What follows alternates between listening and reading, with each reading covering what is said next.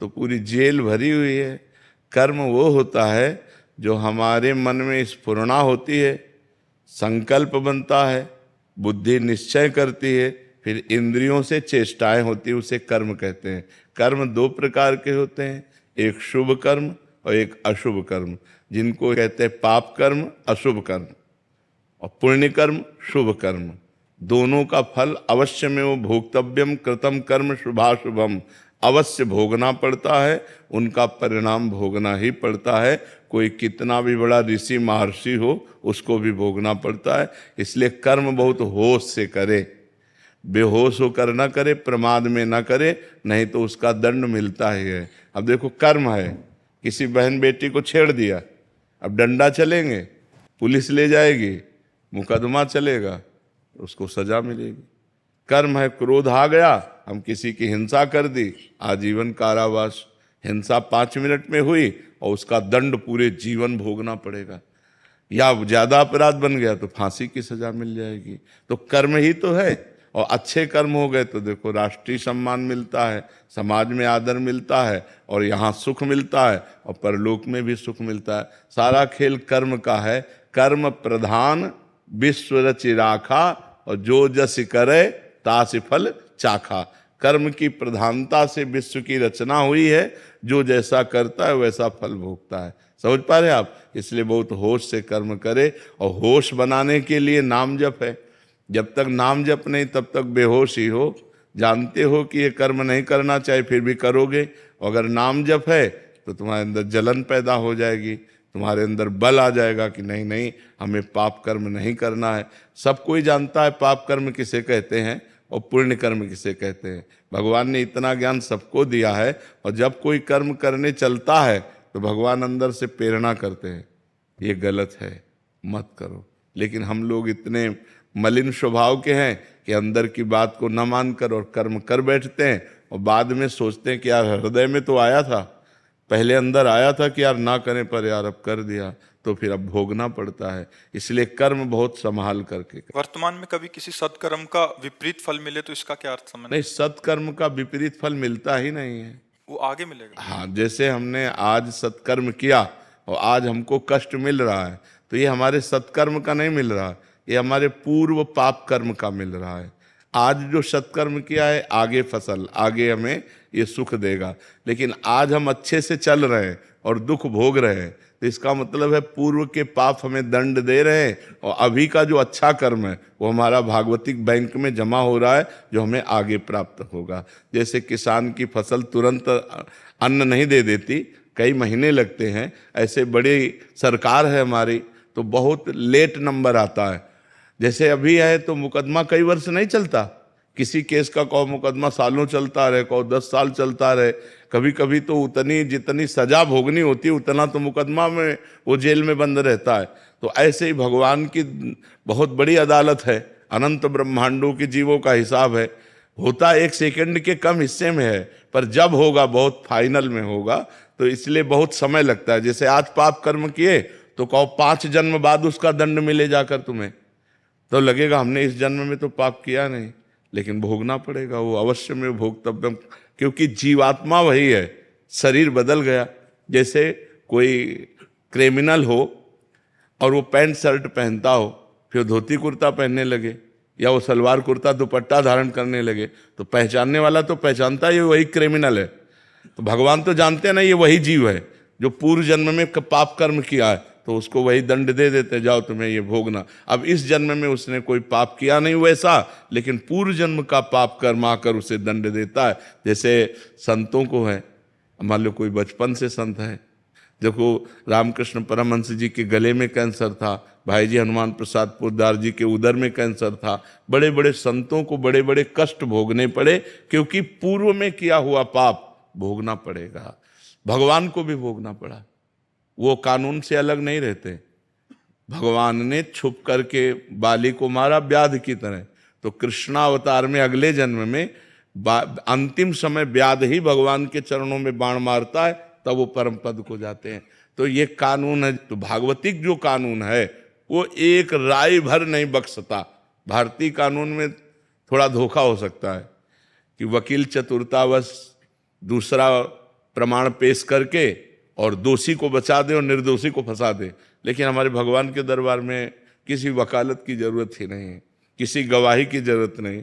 1 second में उस जीव का हिसाब हुआ फाइनल।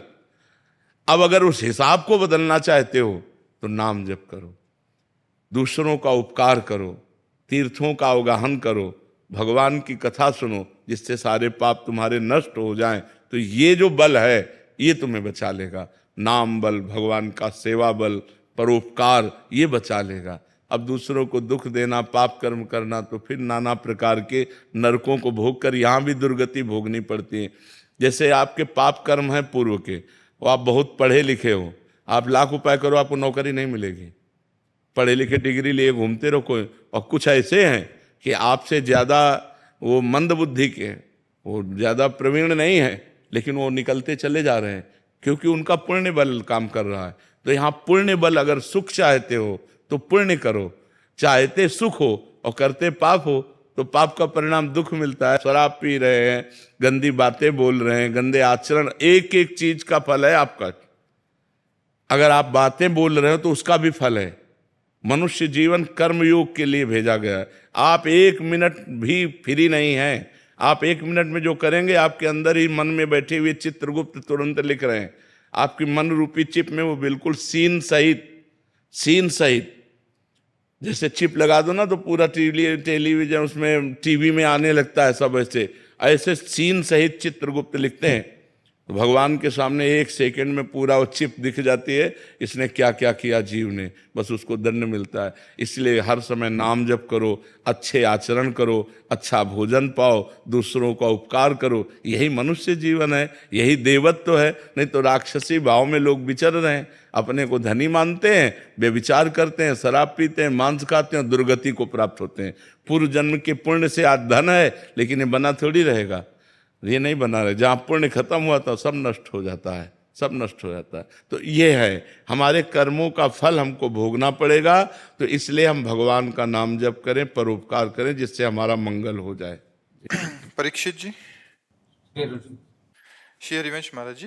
महाराज जी, आप जब भी कोई मुसीबत आती है, डर लगता है, तो आपका ख्याल आता है, उससे लगता है कि उस डर को मैं भगा दूंगा और भाग भी जाता है। आपके समक्ष आकर पुनः आपको देखकर खुद को ताकतवर बना लेता हूँ महाराज जी, सभी डरों को पराजित कर लेता हूँ। लेकिन ये डर लगता है कि यदि कल आप नहीं रहे, किसी से शक्ति लूंगा मैं, कौन मुझे संभालेगा। अब ये समस्या तो बड़ी भारी है ही।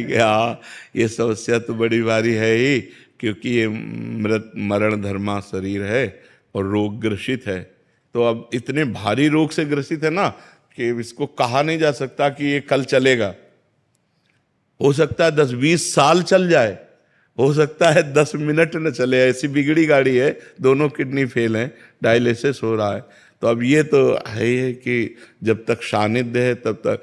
अब वैसे भी देखो, मोबाइल से देखना और फेस टू फेस देखना अंतर पड़ता है नहीं। तो अब प्रगट में जब हम किसी संत के सामने होते हैं तो हमको परमाणु भी मिलते हैं। मोबाइल से हम उपदेश ग्रहण कर सकते हैं, हमारा कल्याण का मार्ग प्रशस्त हो सकता है, लेकिन हमें परमाणु नहीं मिल सकते। परमाणु तो फेस टू फेस ही मिलते हैं। अब जैसे आप देख रहे हो, आप बैठे हो इस वातावरण में, तो जो भजन के परमाणु हैं, जो भागवतिक परमाणु हैं, जो धाम के परमाणु हैं, वो आपके अमंगल का नाश कर रहे हैं और आपके दिमाग में बैठकर पवित्रता का विस्तार कर रहे हैं। ये मोबाइल से तो नहीं होगा ना। वो तो प्रगट में तो अब कितने दिन भगवान को रखना है ये हमको भी नहीं पता है। सब लगा रहता है महाराज जी। हाँ, आपको ही नहीं, लाखों लोगों का ऐसा प्रश्न है। लाखों, कई लोग तो रो के बोले ऐसा। और आपका जैसा प्रश्न है, ऐसा हमारा भी प्रश्न है कि हम अपने गुरुदेव से संचलित हैं। अगर कल मुझे पता चले कि मेरे गुरुदेव अंतर्ध्यान हो गए, तो जैसे प्राण निकल गए ऐसा शरीर रह जाए, फिर क्या रह जाए। गुरुदेव बैठे हैं तो इतना साहस है कि हमारे गुरुदेव है ना। तो गुरुदेव एक बल है, गुरु एक तपस्या भजन उसका बल है। अगर वो मान लो, ये तो आपकी श्रद्धा से हो रहा है, और वो अगर संकल्प कर ले, मान लो आप श्रद्धावान हो रहे तो आपकी बैटरी चार्ज हो रही, और अगर वो अपनी तरफ से संकल्प करके आपको दे दें तो आप तो महाबलशाली हो जाएंगे। तो ये बात होती है कि प्रगट तभी तो होता है कि सौभाग्य है कि प्रगट में संतों का संग मिले। नहीं तो जब संत चले गए तो फिर उतना बात का प्रभाव भी नहीं रहता। जैसे हम हैं, तो मोबाइल में उतना प्रभाव भी पड़ रहा है। और जैसे हमारा शरीर न रहे तो अभी वो सब ऐसे हो जाएगा, फिर उसका वो प्रभाव नहीं पड़ेगा, उतना प्रभाव नहीं पड़ेगा, वो धीरे धीरे धीरे धीरे सब शांत हो जाएगा। तो प्रगट में जब तक संत रहते हैं तब तक धूम मची रहती है, जहाँ वो अंतर ध्यान हुए तो धीरे धीरे माया धूल डाल देती है उनके प्रभाव में, उनकी वाणी में, उनके। तो जब तक महापुरुष प्रगट में रहते हैं तब तक विशेष प्रभाव रहता है, और जब अंतर ध्यान हो जाते हैं तो धीरे धीरे माया फिर धूल डाल देती है अपनी, और उनका प्रभाव अंतर ध्यान हो जाता है। पर जो श्रद्धालु हैं, श्रद्धापूर्वक उनकी बात को मानते हैं, वो आजीवन उनकी बात पर मानकर उनका प्रगट अनुभव करते हैं। प्रगट अनुभव, जैसे नारद जी हैं, तो है सृष्टि में तो हैं पर हमारे सामने नहीं। अब हम अगर नारद जी की बात मानते हैं और नारद जी की भक्ति करते हैं तो हमारे सामने भावना में आने लगते हैं कि बीणा लिए नारद जी ऐसे हैं, भावना में आने लगते हैं। मतलब भावना में वो आए, वो केवल कल्पना नहीं है, वो हमारी भावना में आए। तो जैसे प्रेमानंद, अब आप बात प्रेमानंद की मान रहे हैं तो आपकी भावना में प्रेमानंद आएंगे, वो झांकी आएगी, क्योंकि भगवान ही प्रेमानंद है। ये शरीर प्रेमानंद थोड़ी है, प्रेम और आनंद तो भगवान ही है ना। तो वही आएंगे, वही तुम्हारी रक्षा करेंगे और वही आपको सपोर्ट करते रहेंगे। ये शरीर तो लिमिट समय का, आप कितना समय ये हमको भी नहीं पता है, आप कितने मिनट का है, कितने घंटे का या कितने वर्ष का, इसका कुछ पता नहीं, आपका भी नहीं पता है। नहीं, इसका बड़ा विचित्र खेल है। बीमार बैठे रहते, स्वस्थ चले जाते हैं। ये भाई, ये भगवान की बड़ी विचित्र लीला है। तो आप चिंता न करो, हम तुम्हारे साथ हैं, चाहे ऐसे चाहे वैसे, ठीक है। दिनेश खारी जी, राजकुमार जी, दोनों का महाराज जी एक जैसा प्रश्न है। महाराज जी, आप कह रहे हैं कि कभी कभी मेरा मन नाम जप करते समय इधर उधर भटकता है और कभी कभी मुझे नाम जप करते हुए नींद आने लगती है, तो महाराज जी ऐसे में क्या करूं? दोनों बातों में सावधानी रखनी है। जब हमारा मन नाम को छोड़ करके जहाँ जाए वहाँ वहाँ से हटाकर नाम में लगाना है। ये सबका प्रश्न है, लगभग ये सबका प्रश्न है कि मेरा मन जब भजन में हम बैठते हैं तो भागता है। ये अर्जुन जी से लेकर बड़े बड़े साधकों का प्रश्न है। तो जहाँ जहाँ मन संसार में जाए वहाँ वहाँ से हटा करके हम नाम में लगाएं, या जहाँ जहाँ संसार में जाए वहाँ वहाँ हम भगवान को देखने की चेष्टा करें। इस वस्तु के रूप में भगवान, इस व्यक्ति के रूप में भगवान, इस स्थान के रूप में भगवान, क्योंकि भगवान के सिवा कोई नहीं है। इससे हमारा मन शांत होने लगेगा। जहाँ जहाँ जाए वहाँ से हटा के नाम में लगाना, या जहाँ जहाँ जाए वहाँ भगवान को देखना। और तीसरी बात, अगर हम कुछ नहीं कर पा रहे हैं तो नाम पर ध्यान दें।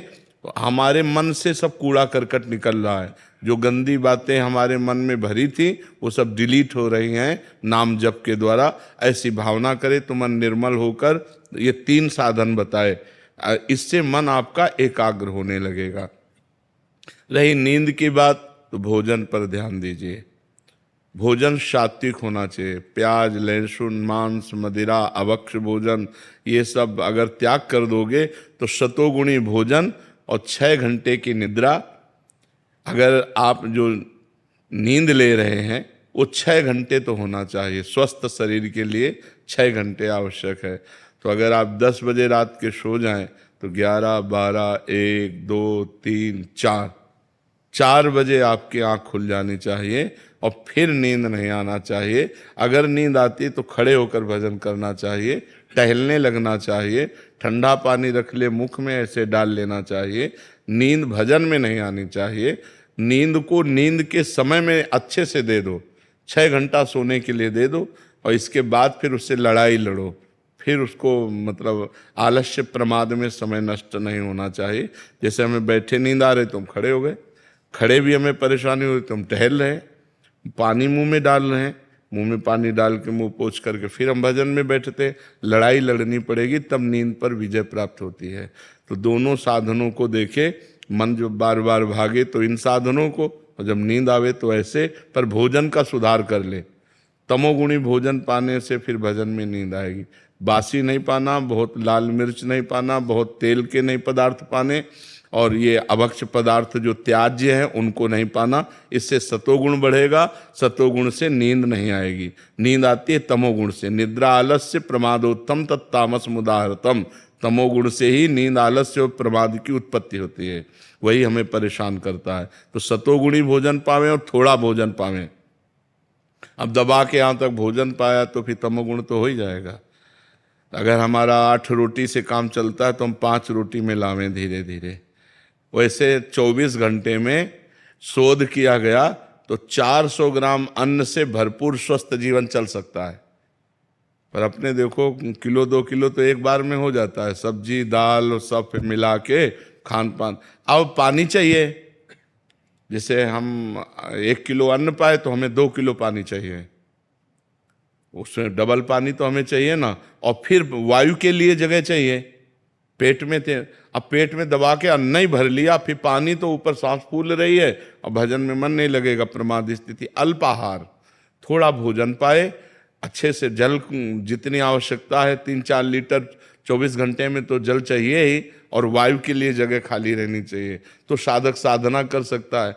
नहीं तो अब होड़ लगाकर भोजन पाने वाले हैं कि हम तो फिर भजन नहीं होगा। जिसका भोजन नीरस उसका भजन सरस, और जिसका भोजन सरस उसका भजन नीरस।